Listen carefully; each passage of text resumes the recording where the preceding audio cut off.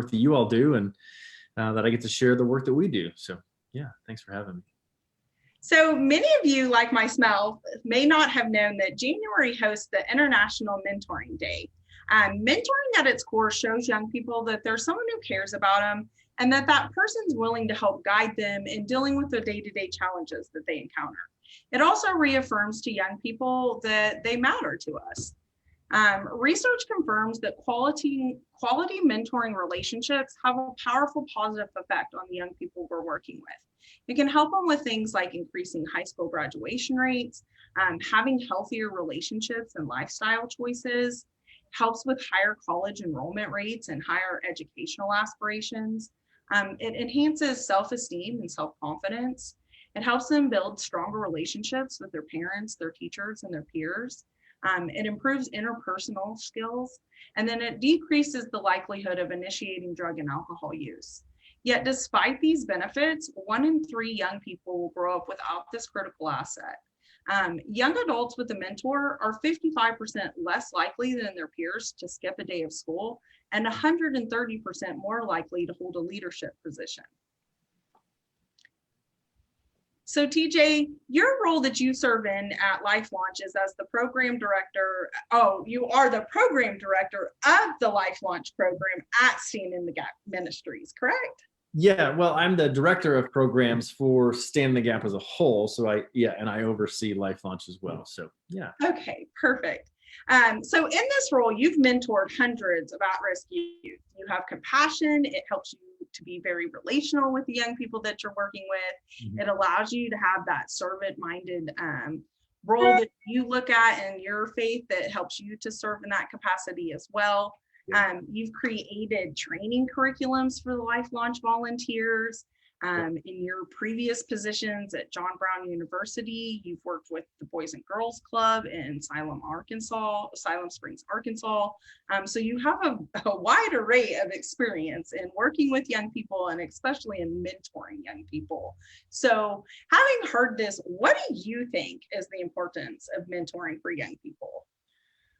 I think the importance of mentoring for young people in general is just the fact of having someone who's unpaid to rely on, unpaid to be around me, unpaid to learn about my life, unpaid to be consistent in my life. Even with our young adults who have really secure and safe family homes, they might have that community built around them. Mentoring is still really important because it's just another way that we can help point young people toward a healthy, a safe, and kind of a restorative direction in their lives. And it brings clarity. Like you said, some of the statistics that you shared are all exactly right. I would say that bringing an extra layer of reliability and positive and faithful influence in the lives of young people, mentoring provides that.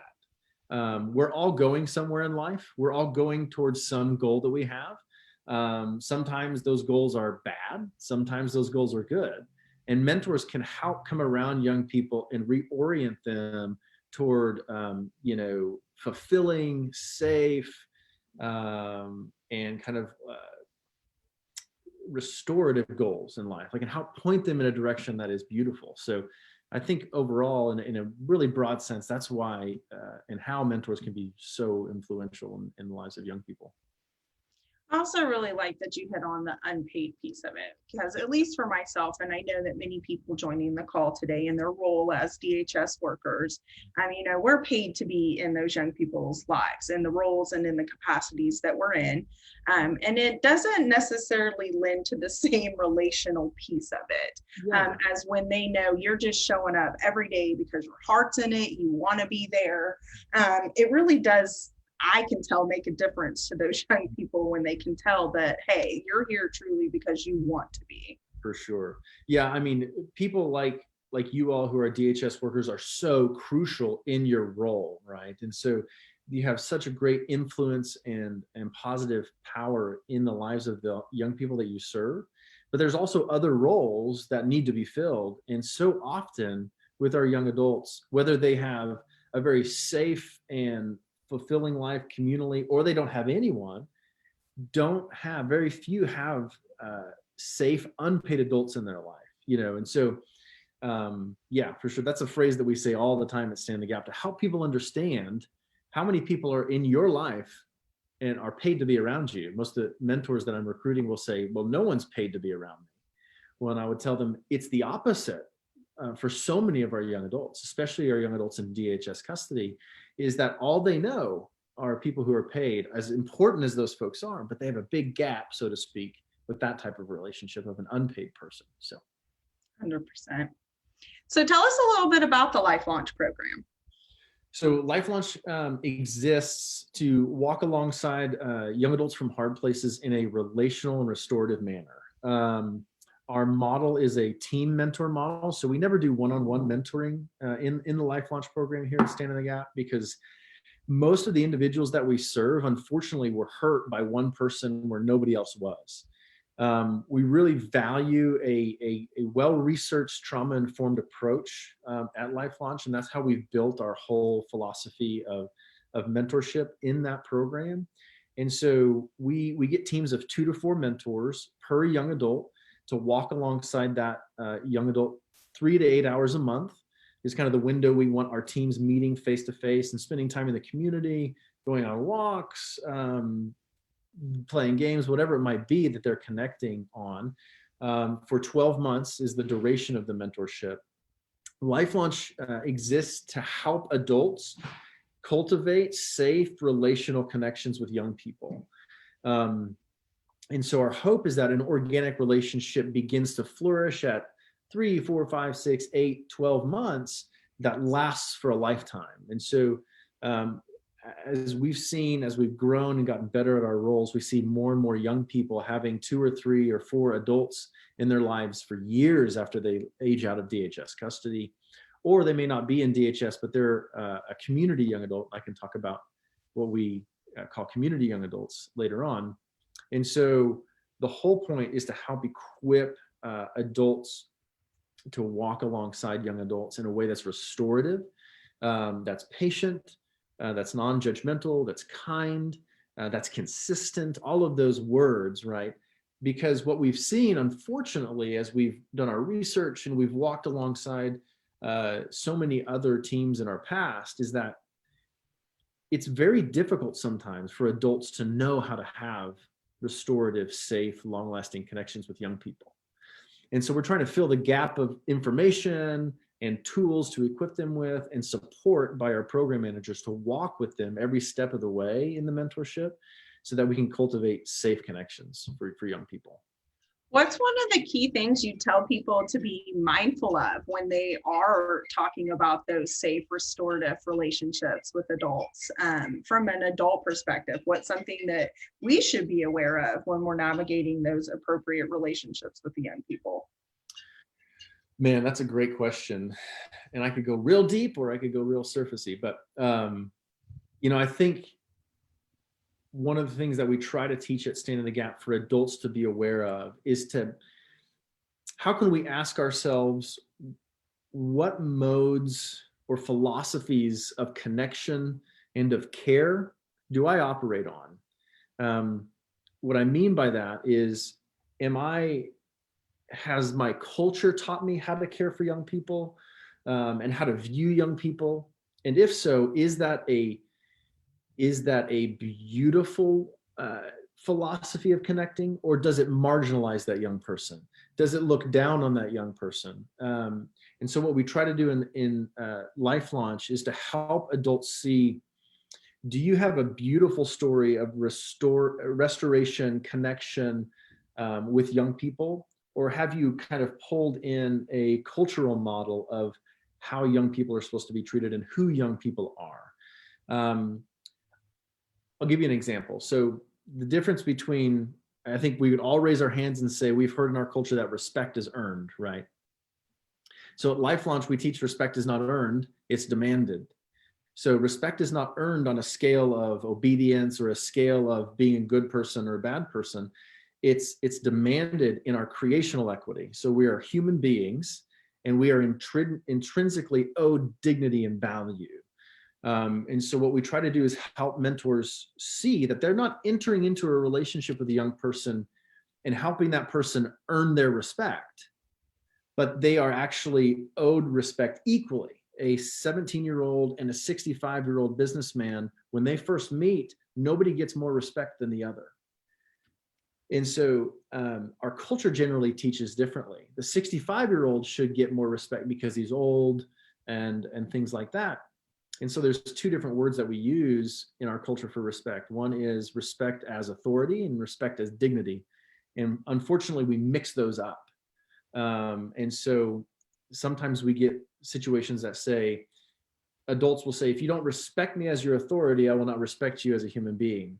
They don't say that, but their actions convey that. And that might be a little bit confusing, but that's one of the most important operational and philosophical things that we employ at Life Launch, is to help adults see that young people have just as much value, dignity, and respect as you have, and you are owed. So I think it's huge having those conversations up front. Like, I really like that you embed that into your training with your mentors, because I mean, for any of us that have mentored in any capacity, it's like at the end, a lot is where that light bulb comes on. You know, it's like, oh, I just learned as much from them as I was trying to give to them, and often more from them than maybe sometimes we're even giving to them. So going into it with that mindset and that understanding allows you to have that from the very beginning, not that like aha moment that clicks on at the end, like, oh, it really was them that was the teacher as much as me in this situation. Absolutely. So yeah, you know, we think at Stand in the Gap, we really believe that populations in need very often have the most powerful things to say and the most powerful lessons to teach, right? And so because we live in such a hierarchical society, it's very difficult to humble yourself to the reality of who you are, rather than this inflated view of who my culture has told me I am, that sometimes as adults, me just as bad as everybody else, believe in. And rather being gracious, humble, lowly, and kind in order to connect, we try to connect through our authority, which does not cultivate safe connections. That's another thing, is we teach mentors the most powerful way to connect with young people or in any population you're going to be with in your life is through humility. It's through emptying yourself for the sake of that person, and not thinking you deserve something from them, because you both deserve something from each other. And so let's start there.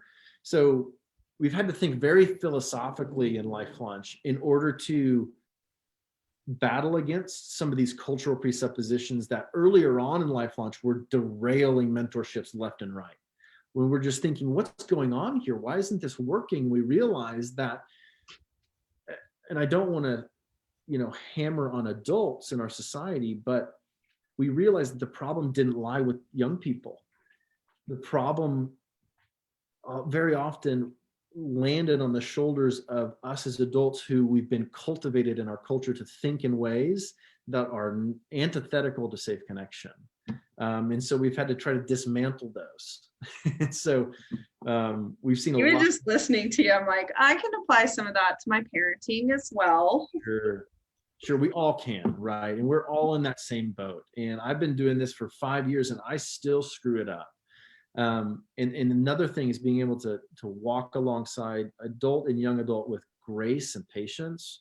You know, our core values in the philosophy of how we take care of people from hard places at Stand in the Gap, because we care for other populations as well, widows and women who are coming out of incarceration, is compassion, humility, patience, and prayer. You know, we are a faith-based organization, and so prayer is important to us.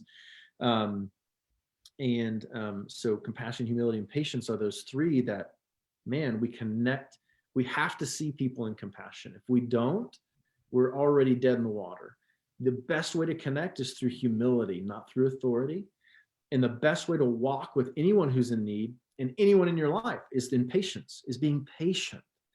Not always thinking the worst right off the bat, but wait until you're proven otherwise, you know. So these are some things that we really try to operate on and bring mentors into that story of compassion, humility, patience, prayer, you know. So, yeah.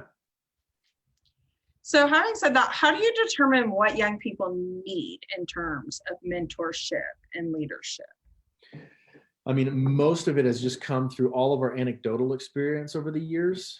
Our training was basically just a distillation of every interview that we've had. And so every time we've sat down with Kasdan and Michael and Sarah and Brennan, and we get to know their stories, and we get to see how poorly they may have been treated by this population, or poorly treated here, or whatever.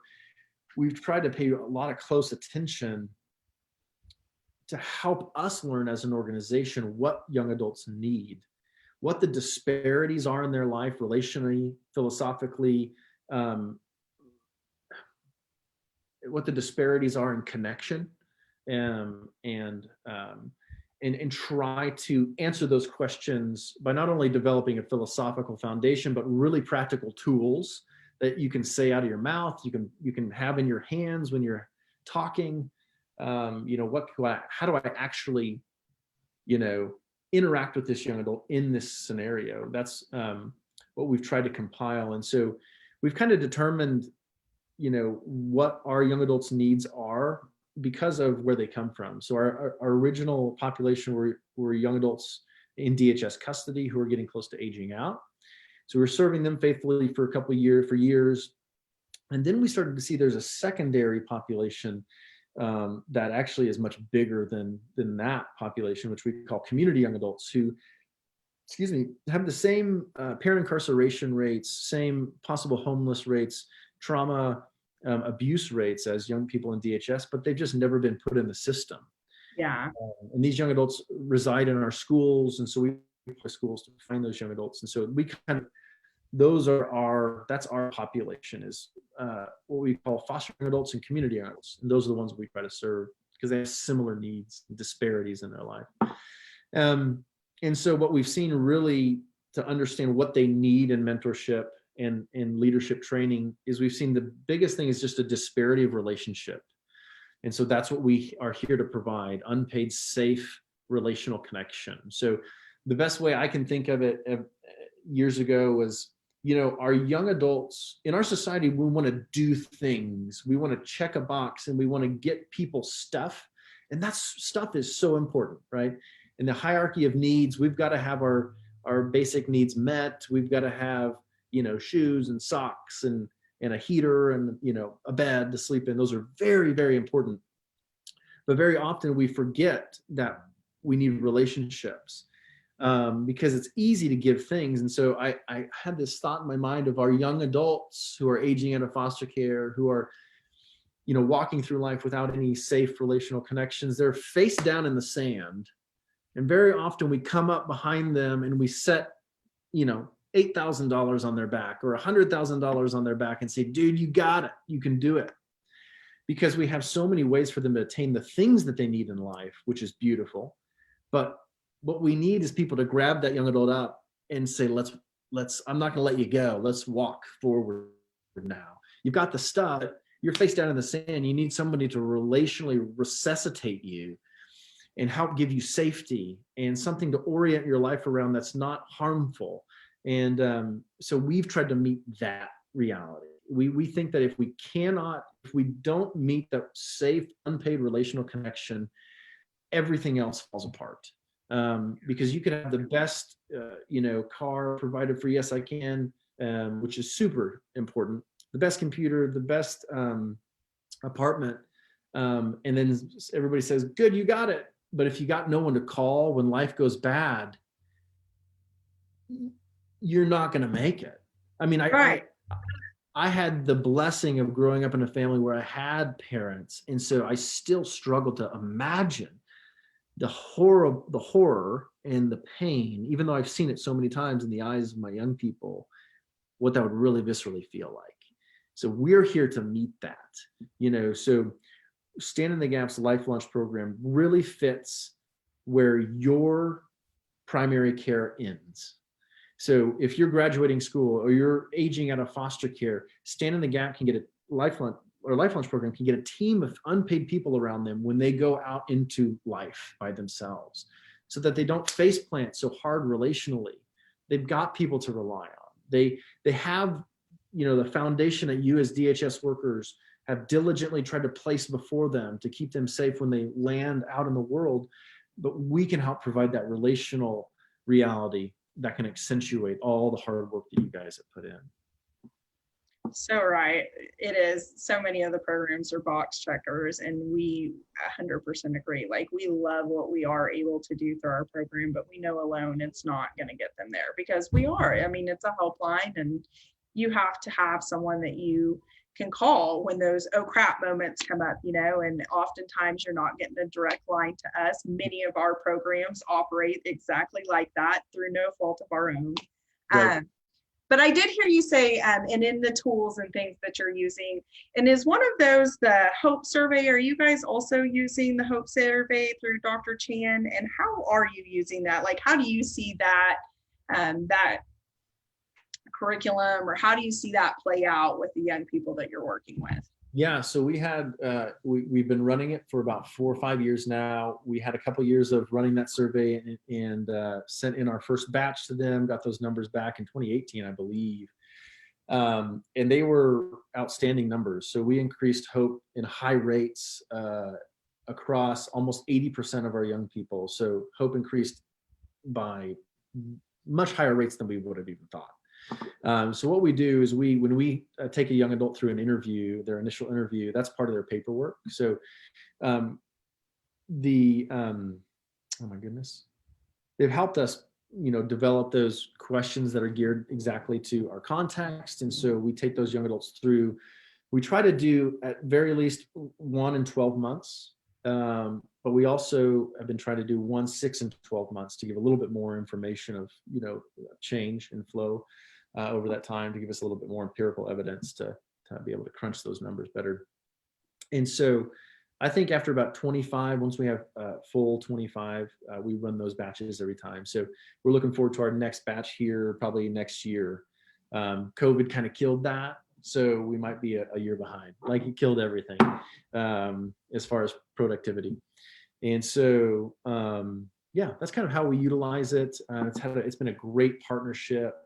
We're starting to even add a new section to that Hope Survey ourselves, to kind of try to empirically flesh out some other disparities that we've seen that I briefly mentioned, but I think could be even more fundamental and are right there at the baseline of the needs, as hope is just as important as hope. And it's this question of dignity and how young people perceive their value based on how adults and how the society treats them.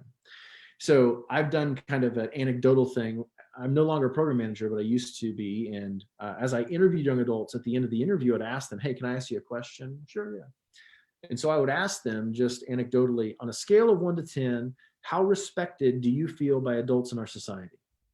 And I never got above a 3, and surveyed close to 100 young adults. So to me, we've created a whole section in that Hope Survey to kind of try to gather this data that we think that we're sitting on an epidemic of young people not feeling they have dignity because of how society treats them, and specifically how adults treat them. And it's really uncomfortable. I'm an adult. We're all adults. And so we're like, oh, this is uncomfortable. We might be unconsciously really doing some things that we don't know we're doing, or saying things and acting in ways that we don't know are opposite of what we want to cultivate in our young people, And so I'm really passionate about that. So TJ, when are you writing the grant to further the research around this piece of that hope theory? Because that sounds like you're right on point to me. Yeah, I mean, thanks for that. That's encouraging. I think when I have 10 minutes of free time, but, I think that would be something that would be really neat to kind of flesh out. The anecdotal reality kind of points to that. Now we got to get some real actual data to see if my thesis, or whatever you want to call it, hypothesis, is real. Because I just, in my head, I just remember Kasdan. I was interviewing him, and he said to me, TJ, my mom used to beat me and say, I'm going to make you respect me. And that never has left my mind. I know exactly what his face looks like when he told me that.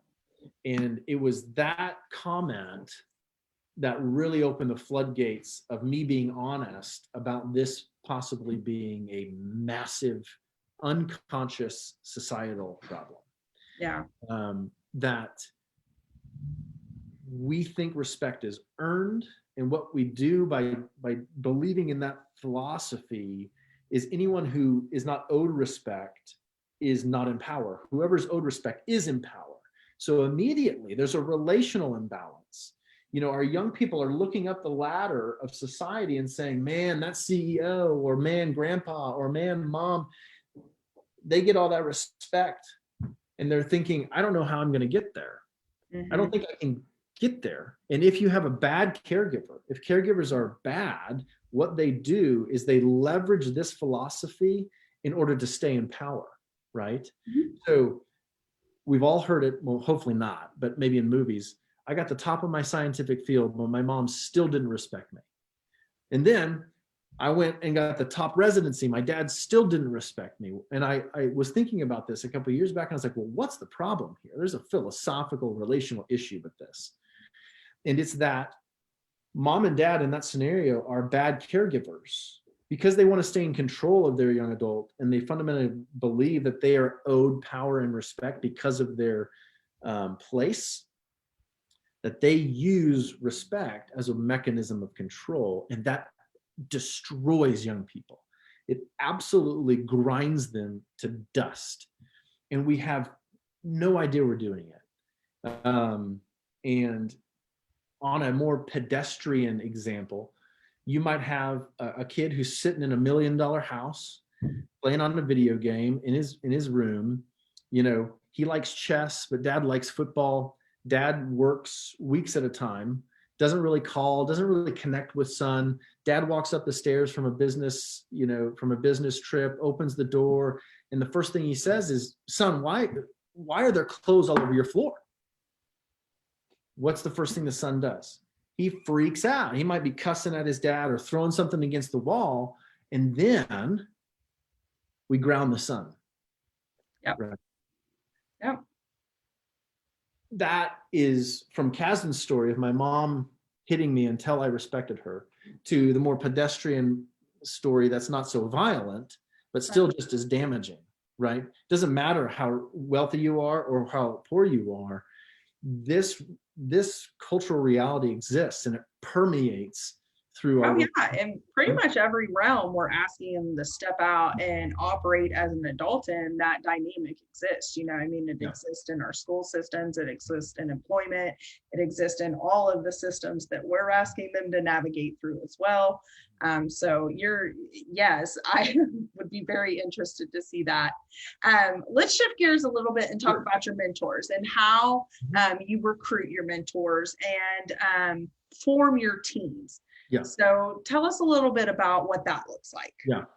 So as a faith-based organization from the beginning, our heart has always been, and our calling has been to try to call the church to a faithful understanding of these populations and a more equitable treatment.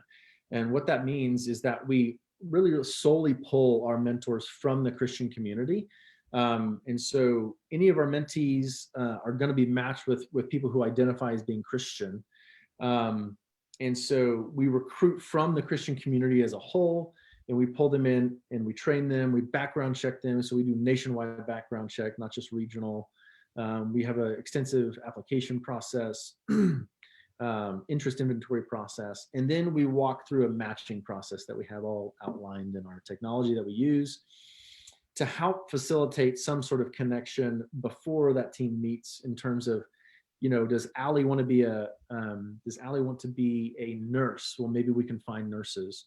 And a quick, plug for Care Portal and 111. We are partnering with them. I think we're their first tier 2 partner, which means we're putting out relational requests on tier 1, which means if Allie wants to be a nurse, we say Allie wants to be a nurse and we're looking for nurses to mentor her. And we've gotten 98% response rate back this year. It was a slow year, but man, we are really excited for that. So I'm excited for that. I wasn't aware that Care Portal had added that element of a referral into that. That's actually, for all of us on this call, that's exciting. Yeah, I mean, we've been weaseling our way with Chris Campbell, who's just unbelievable, and just, you know, consistently asking, when's tier 2 going to happen? When's the relational tier going to happen? And so he said, okay, all right, why don't you guys start making relational requests on tier 1, and then we'll start growing tier 2. So Stand in the Gap right now is sending those requests out. And so if we get a young adult from you and they qualify for our program, and I can walk through those qualifications briefly too, we're going to use Care Portal to put out in their area. It's geolocated, which tier 1, we know that, you know, and so it's really exciting that this might expand our reach further outside of Tulsa and Oklahoma City as a, you know, as a city or a county. And so if you've got a young adult in Ada, we might very well be able to qualify that young adult and then put out a geolocated request around Ada and find the churches that are partnering on Care Portal to come in and mentor that young adult. We might be able to do that. So we're working on what that might look like. So it's very exciting for us. What was your original question? I got derailed. That's okay. I was talking about how you recruit your mentors. Yes. Okay. And then how you form that mentor around the young person. So I know earlier you talked a little bit about how it's usually done in a group setting. Yeah. And so it's just trying to go back and give people more of an awareness or understanding of how that works. Yeah. So we pull those Christians from the Christian community, qualify them, and then we place them on the team. And then based on the interest of that young adult and the interest of the mentors, do we have anything that overlap? Then we just take that team through a launch process. So it's basically just, we'll have a phone call with the mentors beforehand to help them understand who your mentee is. Here's some ways that you're going to be able to connect with them anecdotally or subjectively with who this person is. Then the team meets, and then our program managers will facilitate that physically. And then those mentors are responsible for them to start doing and practicing what we call our program expectations in Life Launch. So the power of Life Launch is that we put it in the power of the mentor teams to execute the program. And our program managers walk really, really closely with all of those teams. So we have a monthly care process with all the teams and all the mentees to make sure things are growing well. It's a healthy connection. We never meet with our mentees one-on-one. So if you got 3 mentors and only 1 mentor can meet, we wait till the next time. So, and we also try to communicate with our mentees as a team, right? So that we can facilitate growth and keep each other accountable. So as far as like details of the team, so what we need for our young adults is they need to want to have mentors. They need to be able to look at us and say, man, I see the value. I want mentors. We're going to fight tooth and nail to get that young adult mentors. Second thing they need is some form of safe housing, right? For our young adults, it's a really broad definition. They just can't be couch surfing or homeless consistently because it's difficult to find a place to orient around them. And then clear lines of communication. So cell phone or internet access consistently. So I know those 3 things are difficult for so many of our young adults, but we've just seen that we can't properly serve that young adult without those 3 things.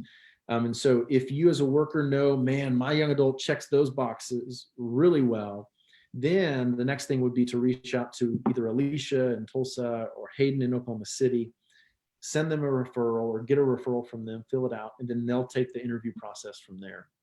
So. Okay, so say that they're listening and they are saying, yes, my young person meets those 3 qualifications that you're looking for. What about age range or anything like that? Is there restrictions to the age that you're able to serve? Yes, so our program is specifically geared to help young adults in transition and as they think and work into their first steps into adulthood.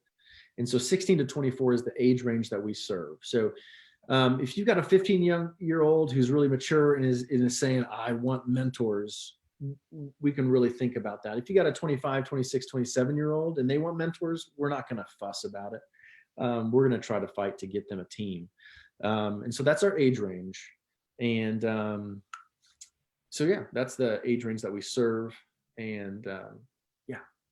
Okay, so 16 to 24, not homeless or couch surfing, has some sort of stable housing, has the ability to have communication with you, so has a telephone, and Yeah. then has the willingness to commit to the program and the desire to engage in what the mentorship relationship is able to do for them. Did I Definitely. miss anything else that you had said? No, that's perfect. I think another thing to communicate to your young adults is this isn't going to be a team of people telling you what to do. It's going to be a team of people that's going to be asking you, what do you dream about? What do you want? And then they're going to try to orient how to help you around this young adult and how to help them figure out how to reach those goals. But ultimately, our life launch teams are not ultimately goal oriented. They're ultimately relationally oriented. And so we ask our teams to be careful to establish goals too soon, because what our young adults really need is just to connect. They just need someone that's not going to want me to do something, but that just wants to be with me, right? So we really, really value that. And that's one of the biggest things that we teach our mentors. Like, we know as adults, you're going to see the disparities in their life. You're going to see the decisions they need to make, but trust us, for the first 3, 4, 5 months, refrain from telling them what decisions they need to make. Because our young adults in DHS have often heard what they need to do all the time. And so Yeah. we have an opportunity as mentors to not do that, but to try to connect with them from a familial and relational standpoint, I think. And that's not to downgrade or downplay someone giving me advice and telling me what to do at all. It's just that our motivation and our trajectory and tactics are a little bit different. So I heard you mention earlier, and all of us are struggling with it, is how we kind of handle our response to the community with the COVID and the pandemic that we're encountering.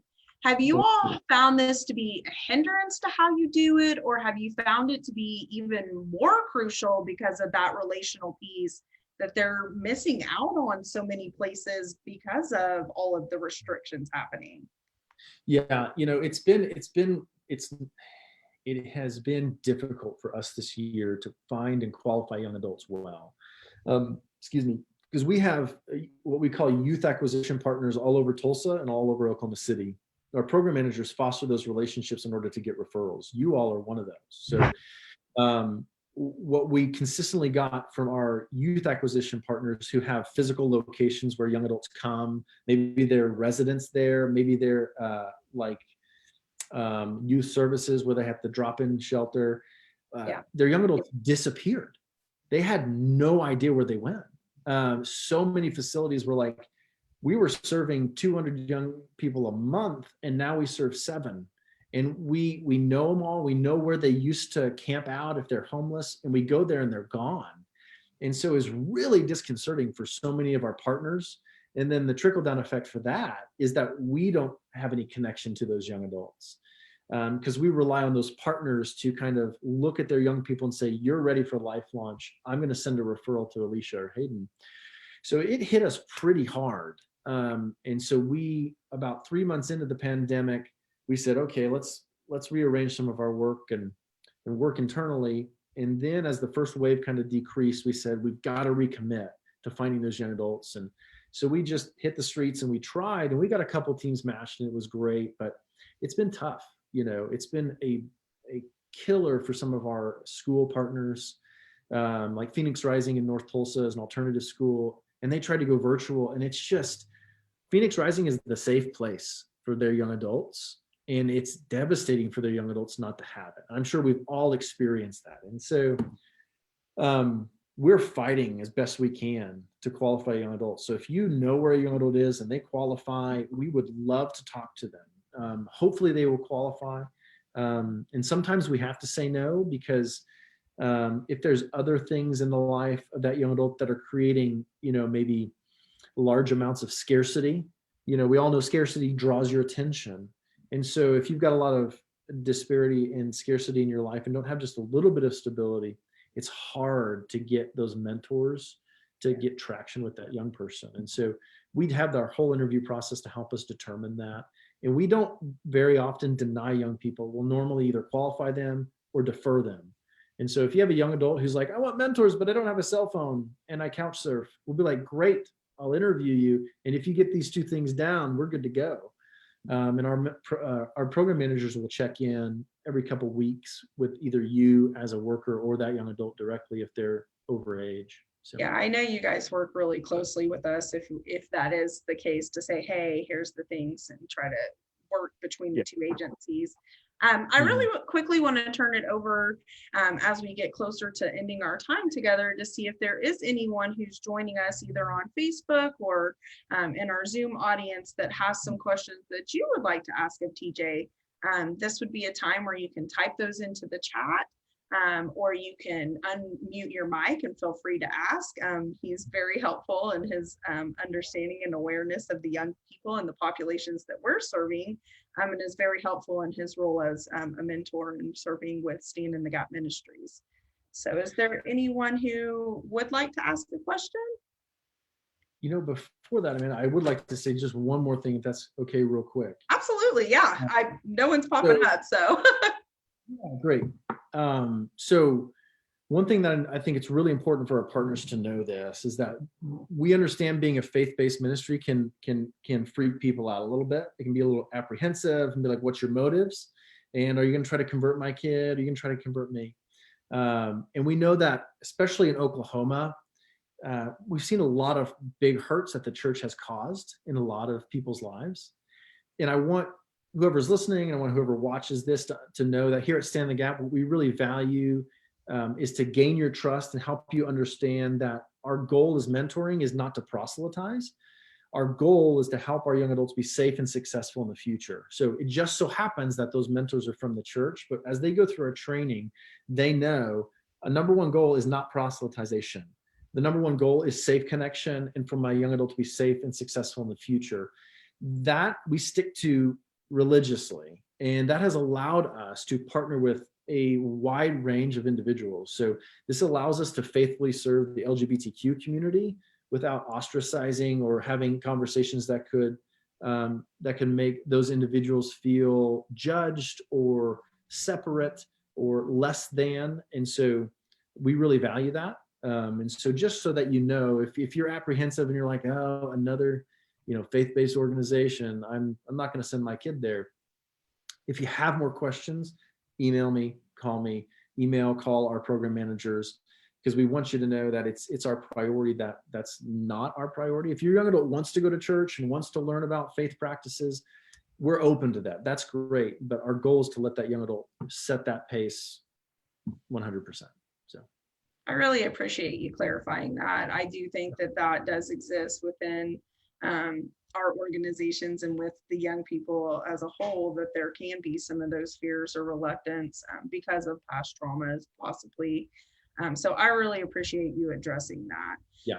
I did see one of the questions we have is whether there is a specific church that Stand in the Gap is associated with.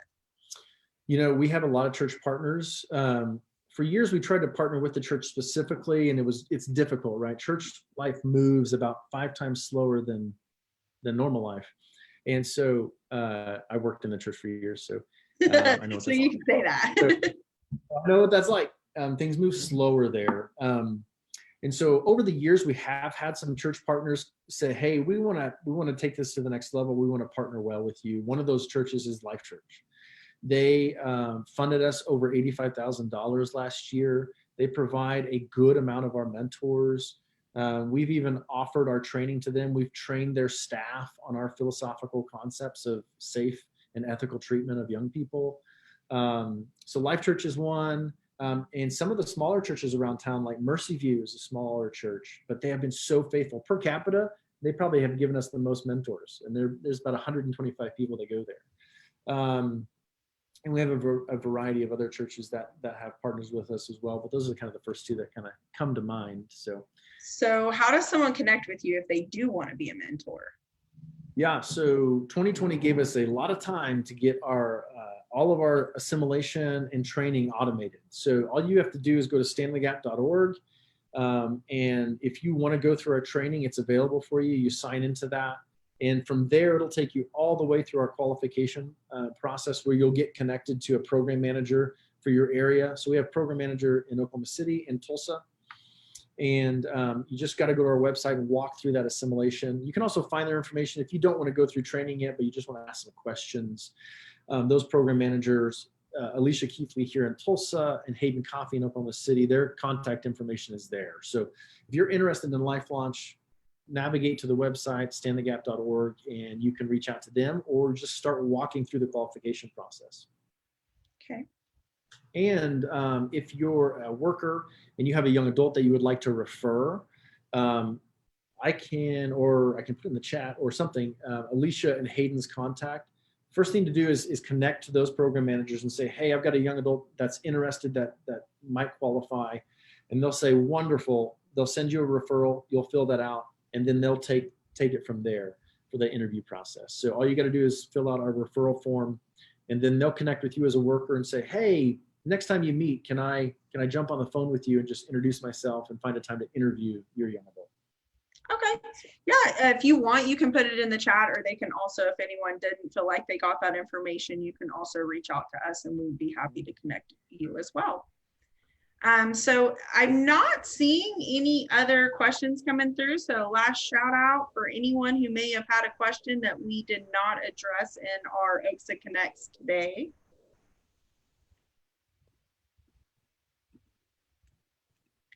Otherwise, I'm going to thank TJ very much for being here today and sharing the information with us. It's always great when we can connect with our partners that we're working so closely with. And then this is just really interesting for us as well, you know, as we all attempt to find other ways to disperse information in these times. This is a new and best effort that we have going right now. So thank you so much for joining us. Absolutely. Yeah, thanks for having me on. And I look forward to connecting with some of you if you have any questions, and look forward to hearing from you. So thanks. Thank you. Well, have a good day. Goodbye, everyone.